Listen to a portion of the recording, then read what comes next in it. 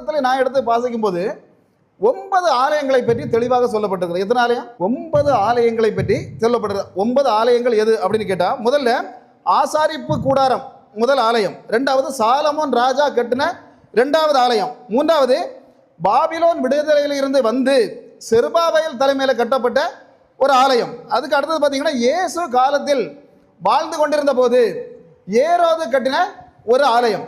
அதுக்கு அடுத்து பார்த்தீங்கன்னா இயேசுவின் சரீரமே ஆலயம் அப்படின்னு வேதத்தில் போடப்பட்டிருக்கிறது. அதுக்கப்புறம் பெந்தேகோஸ்தே நாளில் தொடங்கப்பட்ட சபை என்கிற ஒரு ஆலயம். ஒரு மனிதனின் சரீரமும் ஒரு ஆலயம் தான் அப்படின்னு சொல்லி இந்த வேதாகமம் சொல்லுகிறது. அடுத்தது உபத்திரவ காலத்தில் அந்தி கிறிஸ்து சப்போர்ட்டோடு கட்டப்படக்கூடிய அடுத்த ஒரு ஆலயம், இஸ்ரவேல் தேசத்தில் கட்டப்படக்கூடிய ஆலயம். இந்த ஆலயத்தையும் சொல்லுது. 8வது 9வது புதிய எருசலேம் என்னும் தேவனாகிய அடிக்கப்பட்ட ஆட்டுக்குட்டியானவர், அவர் தான் ஆலயம் அப்படின்னு அந்த இதில் சொல்லப்படுகிறது. அப்போ